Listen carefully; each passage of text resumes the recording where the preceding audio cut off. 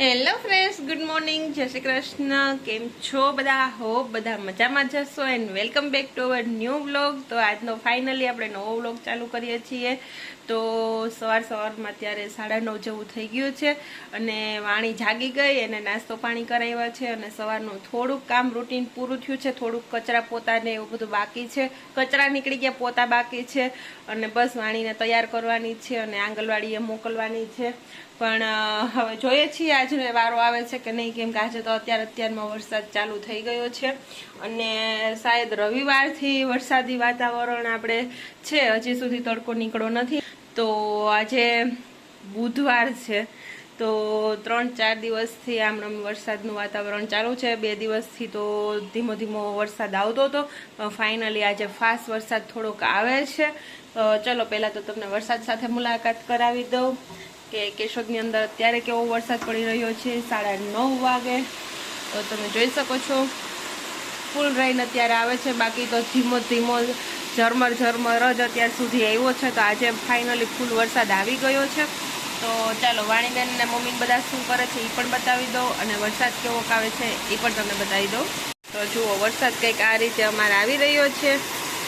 સારો એવો પડી રહ્યો છે વરસાદ છે. અહીંયા જોઈ શકાશે સરસ રીતે.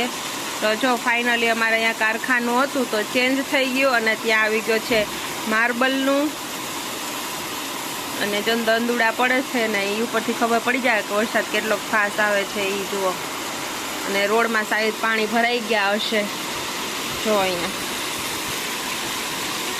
ભરાઈ ગયું છે હો પાણી છે ને. તો અત્યારમાં કસ્ટમર આવી ગયા છે અમારે અને વાણી બેન પણ જો અહીંયા આવી ગયા છે. વાણી, જય શ્રી કૃષ્ણ. તો પગલું ભીના થઈ ગયા. વાત છે તું તો પગલા છપાઈ ગયા. પગલું અંદર લઈ લઈએ. હાલ આ બાજુ આવતી રહે. હા પૈડી હો, ઊભી રહેજે. પૈડી છે 4 વ્હીલ તો ચાલો આજે શું બનાવશું? વેફર. અહીં આવતી રહે. વેલ ગુડ મોર્નિંગ, જય શ્રી કૃષ્ણ. મારો લોટ સાંભળો તો તમે કરો, જરૂર કરો. કૃષ્ણ વાસુદેવાય, હર હર પરમાત્માના પરમાત્મ કૃષ્ણ નાશાય, ગોવિંદાય નમો નમઃ. તરાદેવસ્તે લક્ષ્મી તરમૂલે સરસ્વતી તન્માચિએ તો ગોવિંદ સર્વભાતે દર્શનમ. ઓમ ભૂર્ભુવઃ તસ્વીતવર્ણન્ય ભર્ગો દેવસ્ય ધીમહિ ધિયો ન પ્રચોદયાત. મારા શ્લોક ડેમાં હોય તો તમે કરજો અને મારી ચેનલમાં સબસ્ક્રાઇબ કરજો.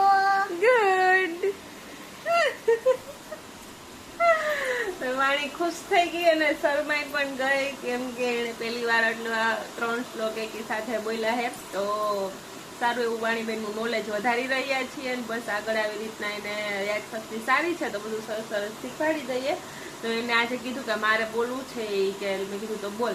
તો ચલો વાણીબેનના શ્લોક બોલાઈ ગયા છે તો કેવા લાગ્યા એ જરૂરથી કહેજો. અને ચેનલમાં નવા છો તો ચેનલને સબસ્ક્રાઈબ કરી દેજો, લાઈક કરજો અને શેર કરજો. તો ચાલો હવે બધું પહેલાં તો કામ પતાવી લઈએ, કેમ કે આમ ટાઈમ જતો રહેશે. વાણીબેનને ટાઈમ થઈ ગયો છે તો વરસાદ ધીમો પડે ને તો પછી પપ્પા એને આંગણવાડીએ મૂકી આવે. બાકી જોઈએ છે વરસાદનું જવાય છે કે નથી જવાતું એ તો પહેલાં તો એને તૈયાર કરી દઉં છું અને મારા હજી પોતા કરવાના બાકી છે. બાકી બધું કામ મમ્મી કરે છે. તો ચાલો મળશું આપણે આગળ થોડી વાર પછી. અને જોઈએ છીએ હમણાં તો કંઈક ઠંડુ વાતાવરણ છે તો કંઈક રોજ નવીન થાય છે. તો હું તમારી જોડે મેં આગળના બ્લોગમાં રેસીપી શેર કરેલી છે ડુંગળીના શાકની. આખા ડુંગળીનું શાક જો ન જોયું હોય તો તમે જોઈ લેજો. બ્લોગમાં એન્ડ સુધી બન્યા રહેજો. જોઈએ છીએ આજના મેનુમાં શું ફિક્સ થાય છે. બપોરે તો નહીં કરીએ પણ સાંજે કરશું, તો એ જોવા માટે બન્યા રહેજો બ્લોગની અંદર. મળીએ થોડી વાર પછી. ચાલો ફ્રેન્ડ્સ, તો આપણે સાંજનું મેનુ ફિક્સ થઈ ગયું ખાટિયા ઢોકળાનું. તો જો અહીંયા આપણે મકાઈ અને લોટ લઈ લીધો છે, ચોખાનું દળેલું હતું એટલે, અને પાણી, મસાલો, નિમક, છાશ, ખાટી બધું તૈયાર થઈ ગયું છે. તો વધારે પડતા તો આપણે સાંજે પલાળીને બપોરે કરતા હોય, પણ આજે વરસાદી વાતાવરણ છે તો સાંજે ખાવાનું મન થયું હતું. તો આપણે આ ચોખાનો લોટ છે અને મકાઈ છે, તો એની અંદર આપણે ચણાની દાળ નથી દોરતા, તમને ખબર જ છે, હું અવારનવાર કહેતી હોય એટલે. તો ચોખા અને મકાઈ જ છે, તો એની અંદર હવે આપણે નિમક અને હળદર એડ કરી દઈએ, અને દરદરું પીસેલું છે ભાખરીના લોટ જેવું. તો જો એની અંદર જોઈતા પ્રમાણમાં આપણે અત્યારે પહેલાં પલાળવાનું છે, એટલે આપણે હળદર અને નિમક નાખશું અને એને આ રીતે વેલણની મદદથી મિક્સ કરી લેશું. અને આપણે આગળ ખાટી છાશ છે, તો પહેલાં આપણે એમાં ખાટી છાશ એડ કરશું. અને આપણે થોડું પાણી લીધું છે, એ ગરમ કરીને લીધું છે, કેમ કે હંમેશા ગરમ પાણીથી ને ઢોકળાનું પલાળવાનું હોય એટલા માટે. તો જો ખાટી છાશ છે, તો પહેલાં મેં ખાટી છાશ જોઈતા પૂરતી નાખી છે, જેના કારણે આપણો હાથો મસ્ત આવી જાય સાંજ થાય ત્યાં. અને ટૂંકા ગાળાની અંદર જ જો તમારે ઇન્સ્ટન્ટ બનાવવા હોય તો તમે બપોરે પલાળીને સાંજે પણ કરી શકો છો. તો કેવા થશે એ હું તમને સાંજે બતાવીશ પાછા. તો આપણે અત્યારે બપોરે પહેલાં પલાળી દઈએ. તો ગરમ પાણી અને છાશ નાખી છે, અને વેલણની મદદથી આ રીતે આપણે એને મિક્સ કરવાનું છે, એમાં હાથનો ઉપયોગ કરવાનો નથી. તો જો આપણે વેલણથી એકદમ મસ્ત મિક્સ કરી લઈએ, એટલે આપણે જેવું બેટર જોઈએ એવું તૈયાર થઈ જશે. અને જો એમાં હજી પાણીને એવું ઘટશે, કેમ કે જાડો લોટ છે એટલે પાણી વધારે આપણે જોઈએ એના માટે, એટલે આપણે ગરમ પાણી પણ કરેલું છે. તો ગરમ પાણીથી જ આપણે બેટર તૈયાર કરવાનું. તો જો એકદમ મસ્ત આપણે એક જ ડિરેક્શનમાં હલાવી અને એકદમ મસ્ત બેટર તૈયાર કરી લીધું છે. તો આટલું થીક બેટર રાખવાનું છે, અને જ્યાં શાંત થશે ત્યાં સરસ આથો આવી જશે.